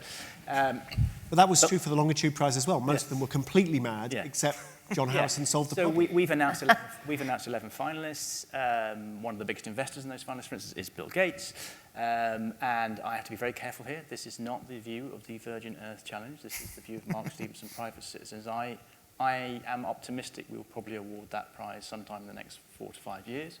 There are many approaches, but some of the most promising approaches are people who've taken that carbon dioxide out of the air and turning it directly into fuel. And that creates a carbon-neutral fuel source. So, and, and the Solar Fuels Institute is saying actually those sky fuels, as I kind of dubbed them, will possibly be hitting the market in 2025. Now that's a long shot, saying we're going to make the fuel out of the sky. And with the but nobody was thinking about X-Prize as well. When we started in 2006, literally everybody was incredibly cynical, and there was a lot of legitimate criticism of I think, Richard saying, well, you do run an airline, you could just stop flying the planes. But, but nonetheless, everybody said it's a stupid idea. Nobody will ever be able to crack that problem, and we've created an environment of 11 or 12 companies that probably are solving that problem, and they will, and then Bill Gates says investing in one of them, because he realizes if you solve that problem, not only are you doing something wonderful for the environment, you're sitting on top of a $1 trillion market, and you get rid of Vladimir Putin's power pretty much overnight. Wow. Wonderful. Now, I'm going to take a short pause from the fantastic questions we've got coming in from you guys in the room and the people watching online. Now, it wouldn't be the Disruptive Innovation Festival if we didn't add a bit of spice to our sessions here. Now, if you've seen the Diff before, you'll know that sometimes we like to throw in a few games or challenges just to keep our speakers on their toes. And this one I've come up with specially for tonight. It's called Cards Against Economy. And I've taken some of our panelists, you can see them on this screen here. I've taken some titles of sessions we've got coming up this year at the Diff over the coming 3 weeks, and I've removed a word from the title, and I'd like your best guess as to what we could possibly be talking about. So first up, we've got be blank or die. Alive. Be alive or die. It's a pretty straightforward session. Yeah. Agile? Be Agile. agile or die. That's pretty good. Pretty close. You like that one? Yeah. Appeals? I think someone had a suggestion. He's left. My preloaded answer in the audience has left, by the way. He's there, he's at the back. He's at the So I back. clearly haven't been agile enough. Colin, where have you gone, mate? Oh, hi, Colin. Have you got a suggestion? Colin, wait. A particularly difficult comedy club in Glasgow. It's called Be Funny or Die. Which we've categorically done now. We have not been funny, Colin. Right. So that's the end of the road for us. No, the correct answer there, agile was close. It's be digital or die. Be Not digital that- or die. It's kind of you, but it's not close at all, is it? But thank you. I appreciate it. It's the closest. I mean, it's closer than be funny or die. Do we agree with that? Be digital or die? Is the future just in... Oh, groans. Don't put people off this session. It's happening on the 9th of November at 4 p.m. Alpesh Doshi is going to be talking about that. But why the groans? Well, it depends if you're, a chef, for example. Yes? I mean, I'm just... But IBM Watson apparently can knock out some pretty good risottos now, I heard. I think chefs are going to be up against it. I will, Joe, I will share my porcini and lemon and thyme risotto recipe with you later. And you can test it against anything IBM's Watson has to offer. I will hold you to that. Man I'll hold you versus to that, machine. Tim. I think it's, the reason that you've kind of grown is because in the work I do, you get people saying, we've got to be digital disruption, we've got to be agile, we've got to innovate. And actually, it's not the digital that's necessarily the important thing. It's, Bill Gates, again, said this really great thing. He says, automation applied to an inefficient process will just magnify the inefficiency. And anybody's been to their bank recently has seen that, stacks of times. So, just being digital, isn't it? It's like, again, it's being future literate. Are you able to answer a different question? And it might be, actually, you know what, even as tools arrive, we don't have to be digital. We can do this far better with pens and paper. So, big data is another one. Lots of people collecting loads of data, which is great. But we not training nearly enough people to ask decent questions of it. So I want us to be slow or die. Everything's going too fast, too quickly, too blah, blah, blah, blah. And we've got to slow down. We want slow food. We want slow music. We want to slow down. Okay. Cool. Next up. Yeah. You'll love this one then. We can't see it. Anyway. Maybe the blank invasion is a good thing. Alien invasion. Maybe the alien invasion. It's got to be about robots, hasn't it, surely? Oh, you're too good at this, Tim. You did actually get that one on the nose. It's maybe the robot invasion is a good thing. And that's Dr. Subramanian Ramamurthy on 21st November at 5 p.m. GMT. I was thinking... Will he have robots in it? Because will they be invading... will they take your job? Will he have a robot? He could just hand it over to them. Yeah. Who was it earlier that said that choreographer was the safest job? Yeah. Well, I think a hairdresser as well. What do you Yeah, absolutely. So quick test. This is for Mark, because you know what? You're going to answer the hairdressing question. So James Besson, who studies this kind of thing, reckons there's only one job category that's ever been completely eliminated by automation. You want to guess? Economist? Not yet. Quite. Anyone want to guess? According to James Besson, what is the one job category that's been completely eliminated? Typist? No, there are still typists. I mean, some have been decimated, but elevator operator. Just saying. That's what he said. It's been a while since I've seen one. That's not true. I was in Brazil recently and I saw... Take it up with James Besson. Okay. Some of the best hotels have elevator operators. Two more. Slow elevators we have... for you. They take a long time to get to your room. You go to these hotels when you're investigating international tax havens. Is this how it is? Yeah, absolutely. I've never been to these hotels. The penultimate card against the economy. Can something fix the sharing economy? It's not something we've spoken about that much, sharing economy. Any thoughts? Jennifer Lopez. Jennifer Lopez, she might be able to. I don't want to... MacGyver. I don't want to jump in ahead of a trust. Trust. That's a kind of, I know Rachel Botsman speaks about that quite a lot, this trust. Can blockchain, that's what it is. That does sound like a very Dif appropriate session, but actually the truth of it is... Fish. No! The moon. I think I have actually omitted to note that one down. Who works at the Dif here? No, don't spoil the mystery. No, we What have we got? need to keep the mystery. Can platform co-ops fix the sharing economy? Okay. Now, Maybe we should have kept the mystery. Tim, you speak about co-ops. I've heard you speak about babysitting co-ops. No, that's fascinating. Anne will know Tell all us about a this little as bit well. about So that. there is, so one of the challenges, as we've already discussed, is trying to come up with stories about the way economies work that actually convey some important truth while being comprehensible. And there's a wonderful story about the Capitol Hill babysitting co-op, which basically had a recession due to purely monetary factors. So these were parents babysitting each other's kids, taking it in turns. There was a willing supply of people, who wanted to go out and have their kids babysat, and there were people who were willing to babysit. But the whole economy ground to a halt because there was the money supply was insufficient. This is a very famous story in economics and interesting. But of course, there are other stories. So in one of my books, I write about the economy of a prisoner of war camp in 1944, which has no monetary problems whatsoever, but just happens to have the problem there's no real production going on in a POW camp, and all the prisoners are in serious trouble. So some recessions are real and some recessions are monetary. So they're real case studies, they're two both case real, studies both that you real. could look at to get a better understanding of how economies can work. One of the best ones that I know of is when the bank clerks went on strike in Ireland in the 1970s, and people couldn't get their checks cashed and couldn't get money. And so they used the publican, and the publican became the local bank manager.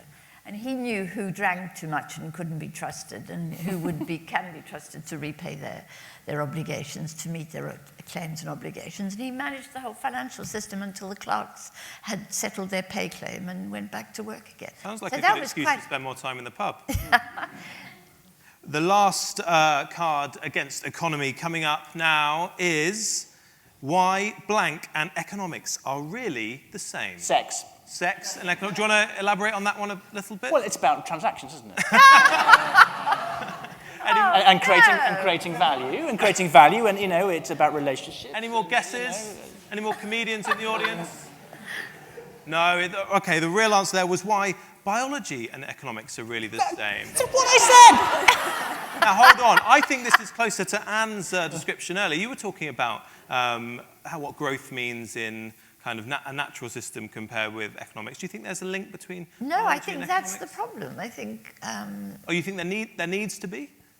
Well, I just think that growth is not infinite, and there are examples in nature of growth. A tomato seed generates masses of tomatoes. Tiny little seed will generate dozens, if not hundreds, of tomatoes. No, I don't think it is. I don't think it is like biology, and it's not like viruses and so on. It is a socially constructed system that we manage. We created and we managed, and we should be able to manage it even more. You told us it was like the moon a moment ago. I think no, it's not exactly like biology, but rattled you with that. Oh yeah, I'm so upset about the fish. I think you're absolutely right, Anna. It's not quite like biology, but I think there are a lot of things that we can learn by studying biology, as we can learn from studying psychology, statistics, history. So that's why economics is such a fascinating subject to engage with when done right, because there's so many different parts to the puzzle. But I think one thing that does happen a lot in economies is there is a lot of trial and error. We do design elements of the system, but a lot of stuff is just kind of kludged together and evolves and works or fails. And so we learn a lot from studying biological systems. But if we think it's purely biology, we're missing some very important parts of the puzzle. Actually, I was doing an event with David McWilliams the other day, who's one of the ex-central bankers of Ireland and a very thoughtful and intelligent economist. And he teaches at Trinity, teaches economics at Trinity. He said he's desperately trying to get Trinity to teach third-year economics students psychology, because actually the economy is really just an expression, as you were saying, of who we are and our desires and our sentiment or whatever. But he says it's really interesting how many economic students simply don't understand the psychology of human beings. And then they go on to sort of make protestations about the economy. So actually I think you replace biology with psychology, and now you've got another session. Ask David to come and do it. Okay. Should we take a couple of questions from the audience? Yeah, as a psychologist myself, I you agree concur. with that. Yeah. So we've got Colin Kelly on YouTube. Surely the only way to bring about the change that Anne speaks of is to completely disregard the power elite, to say no to loans and credit, to shun consumer goods. Do we need to go off-grid? Without that sort of life-changing commitment, are we just playing at it? That's a very big question. I think we certainly have to challenge the power elites, but I don't think that we have to. I'm really against the idea of giving up on loans and credit. I think that our monetary systems, or the development of our monetary system, is one of the great civilizational advances that we've made. And it was evolved slowly. One of my heroes is John Law, who first really understood how a monetary system could and should work back in 1705. But the fact is that if you live in a world where there is no monetary system, where we don't have a system which upholds with institutions, for example, our currency, our central bank, our accounting system, the judicial system which manages contracts and claims and obligations and so on. If you live in a country that has not got these institutions and therefore doesn't have a monetary system that provides loans and credit, there is no money. You go to countries like Malawi and they don't have monetary institutions. They have no money. They depend on other people's monetary institutions and systems. So they depend on the dollar or on sterling or on Japanese yen. And this makes them very, very vulnerable to fluctuations in whatever may happen in those countries, which are determined by those domestic economies and not by Malawi's economy. So Malawi is in this position where it has no money. And so if you live in a rich country and you want to be rude about loans and credit, think about living in a country where there are no loans and where there is no credit.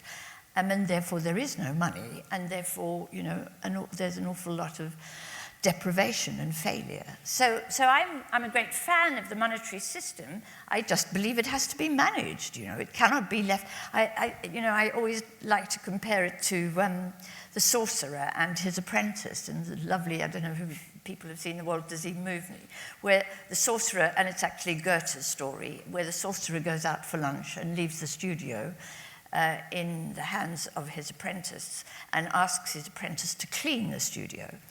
And the apprentice is lazy and so decides to conjure up some magic to create a bucket of water, a broom, and to automatically do the washing of the studio, the cleaning up of the studio. And what happens is he suddenly conjures up hundreds of buckets of water and brooms, and very quickly the studio is flooded and there's chaos, and the sorcerer comes back and has to clean up and clear up and take the magic away from him. And that's what's happened to our financial system. We've always had to have a sorcerer who understands, for example, how to manage the money supply, which is not an easy thing to do, and also manages all the participants in the system, so we don't get the kind of chaos that the sorcerer's apprentice. So I'm a great fan, and I don't think we should banish credit and loans. I think they're great things, but they should be directed at productive activity, which generates income, and not at speculation. And up until 1971, it was quite hard to take out loans, for example, to speculate that London property prices would rise forever. But nowadays, 70% of all bank lending is in speculation, for example, in property. So, we have a problem because we've forgotten what our monetary system is for. I read a statistic the other day, you can tell me whether this is right or not, that if you look at the City of London, actually only 3% of the money that's sort of generated in there actually goes into the real economy, and 97% of the rest of it is just rent-seeking. Is that... Well, I'm not sure if those are the percentages, but, why on earth would you want to invest, for example, in growing trainers or tomatoes or anything like that? When to do so, you have to engage with the land on the one hand and with labour on the other, whereas what you could do is just gamble with the money, speculate with the money, and and gouge rent out of an asset, really. And so therefore that much easier activity, especially in a world of deregulation, is something that most financiers prefer. And I would too if I had if I had loads of assets and loads of money. You know what? So I'm saying that there is a weakness in our system which allows our monetary system to be used for speculation and not for sound activity, which is really important for us. I'm picking up on that. There's something that Tim said as well about trust, in that, you know, we used to actually trust our bankers. So if hands up if you trust your bank. Like literally nobody. But that's really, you work for a bank. One thing that's really interesting about it, so in 1947, the Christmas movie was It's a Wonderful Life. And the hero of that movie is the local banker. And the whole movie is about what terrible, you know... Poor guy. What terrible things would happen to the town if that banker who was responsible and kept at bay the evil slum landlord, you know, if he wasn't there. And yet, we get to 2013, and the biggest banking movie is The Wolf of Wall Street. Jordan Belfort in that movie is the exact antithesis of that. Yeah. And so it's not that the banking system in its fundamentals necessarily is wrong, it's the people in it. And I think there seems to have been, you know, a lack of basic training in ethics, social responsibility in the financial sector. And that's a psychology thing, you know, and it's a trust thing, and it's a grown-up systemic thing. You know, there's obviously a lack of education somewhere in there, and we're all paying the price for it. Mm. Let's take another question. Let's try and get through. We've got loads of good ones in the room. Okay, come on. Let's take one from down here. How about in the second row? It's all kicking off now. It is kicking off. It's going to get violent soon. Beforehand, you said you wanted a bit of violence. I think that a bit of violence is always good. I think just for ratings, that's all. I wasn't not generally. And nakedness as well as good. Fire away. Yes. I wanted to, is this working? I wanted to pick up on Anne's point about someone managing the system, and then also tying into Mark's point about education. I've had the opportunity to study economics at master's level, and I thought it was very facile, simplistic. It was like an indoctrination into a way of thinking that doesn't apply to the real world around us. And I think that's what leaders like David Cameron and George Osborne learned when they studied PPE, but maybe they weren't adult students at that time and didn't have the wherewithal to question the system because they were benefiting from it so massively. And I wonder if you think our politicians are placed intellectually and educationally in a good place to actually, you know, help us transform the system and make the difference that we need to see.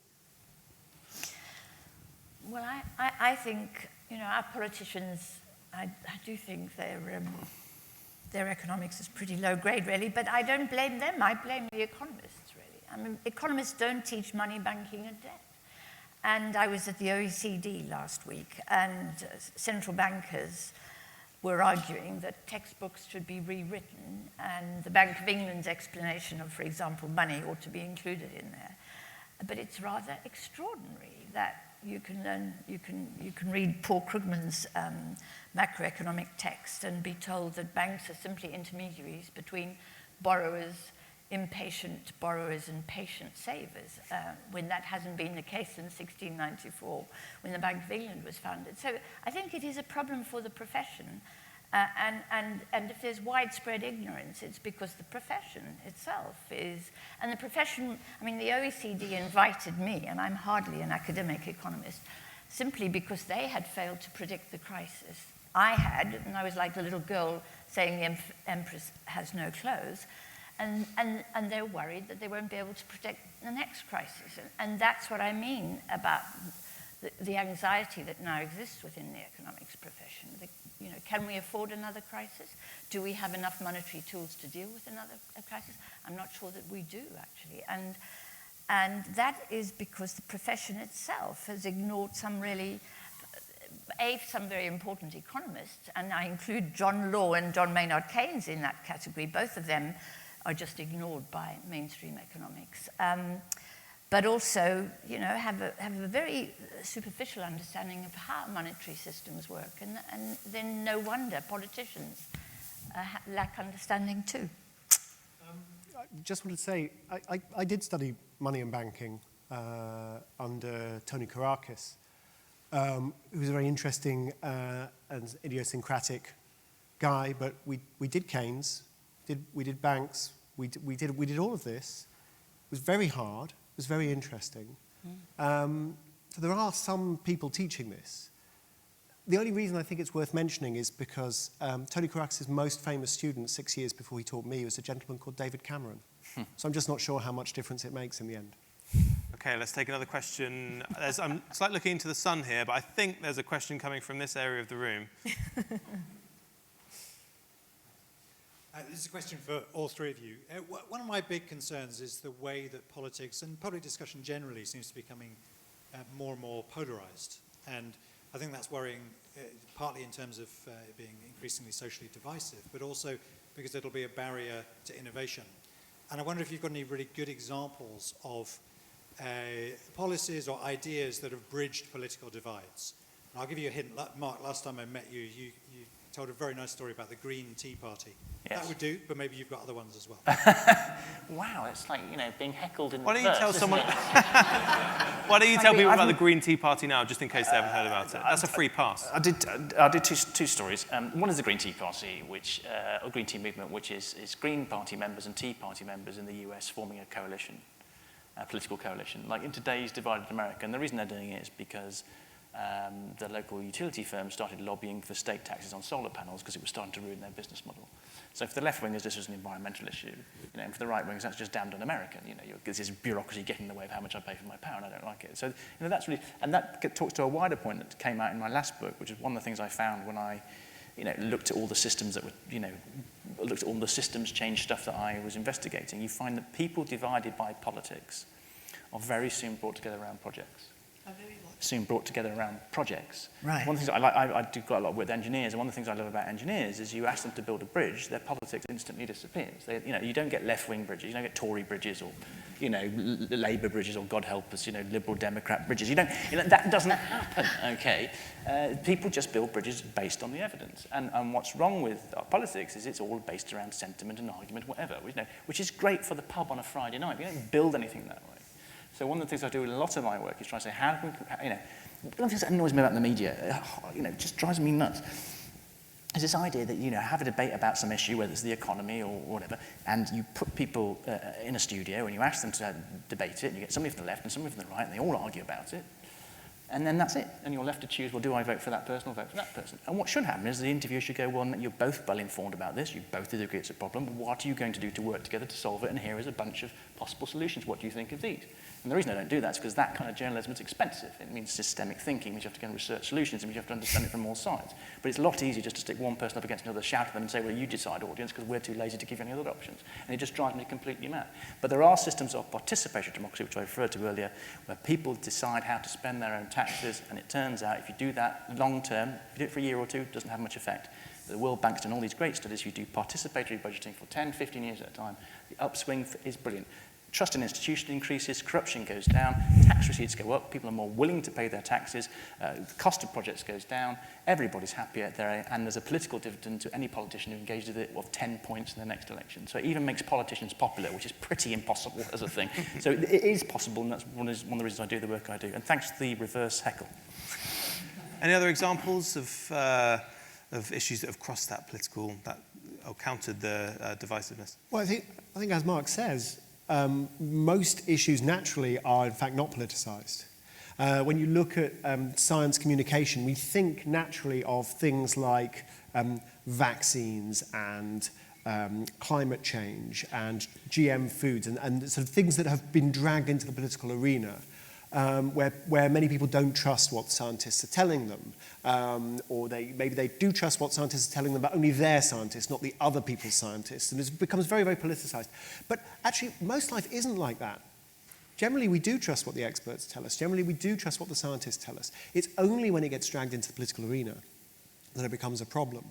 And one of the things I found very upsetting about the Brexit process, the vote, not the result. Everyone here will have their own views, diverse views about the result, but the process was, it managed to be, in a way, very different from a general election. It managed to be a process where all kinds of technical expert knowledge was dragged into the debate and accused of being politicized. You're only saying that because you're accepting money from these guys or those guys, or because you're friends with, And so the reputation of all kinds of experts was unjustly traduced. And it's very hard to come back from that. Once something is pulled into the political arena, it's hard to get it out again. Some things inevitably are going to be political. You know, we disagree about things. We have to disagree about things. And politics is the process, democratic politics, this is the process by which we sort out our disagreements. But, you know, I worry when too much is dragged into politics. The point I was making earlier about curiosity, this is important. There's a very interesting study by Dan Kahan at Yale, who studies political polarization in particular, and science communication and economic communication. And he finds that this motivating curiosity is one of the few things that seems to be able to undo this process. People start getting interested. They want to find out more. If they encounter something that challenges their prejudices, they find that an intriguing mystery, a puzzle that could be resolved. That's the only sort of countervailing approach that I know. But it's difficult, and I find it very worrying. I mean, I just think that people have lost trust in technocrats, and it started with the dodgy dossier and the Iraq War. I didn't think it started, but that really was a very big factor that in our politics was that people were led to believe one thing when in fact it was not true, and they were dragged into a war that they were opposed to.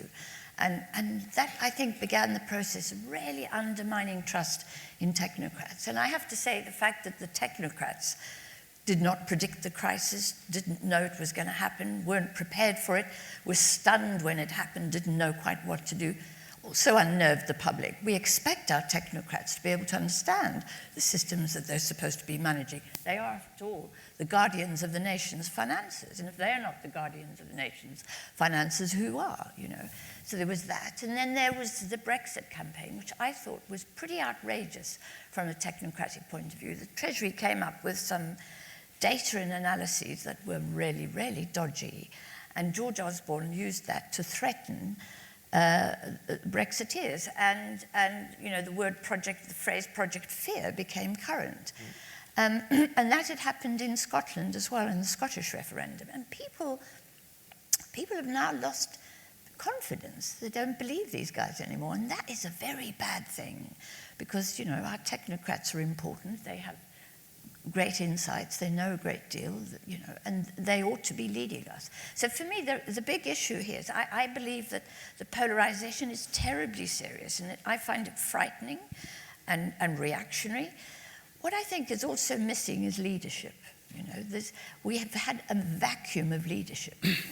Our politicians, I was at a Brexit or a pro-Europe meeting at the weekend with John Gummer, now Lord Deben. And I have to say, he sounded positively statesmanlike and made you realize, you know, how flaky our politicians are. So I think we've got a real problem. Back in the 1930s, it was leadership that got us out of the mess. Roosevelt was the one who dragged the United States out of depression.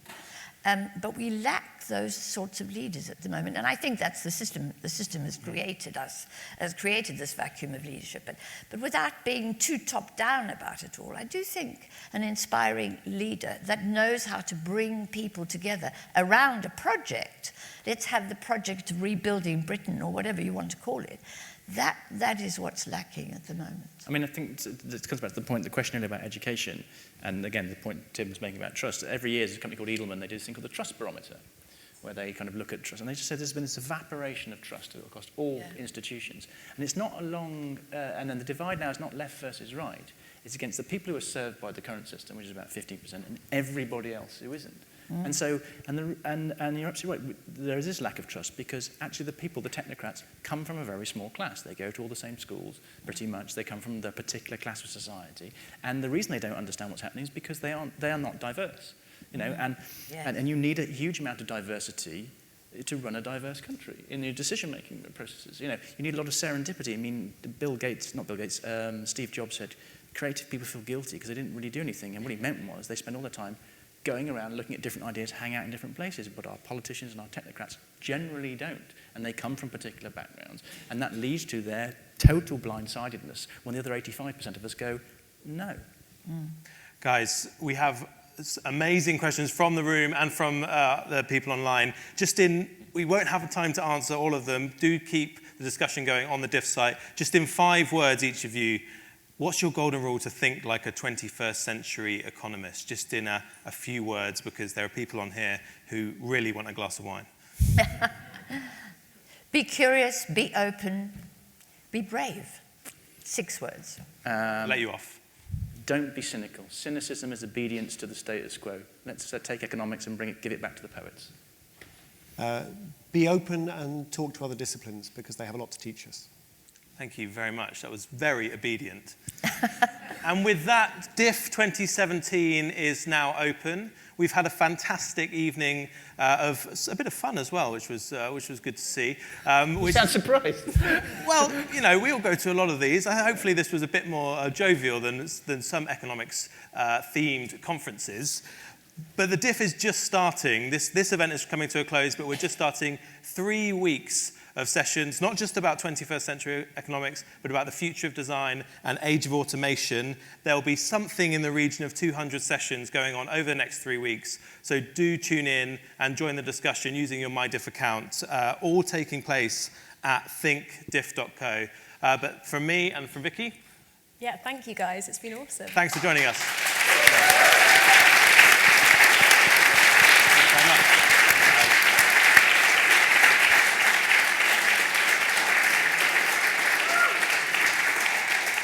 And thank you to our fantastic speakers. Just a few more rounds of applause for them. Cheers.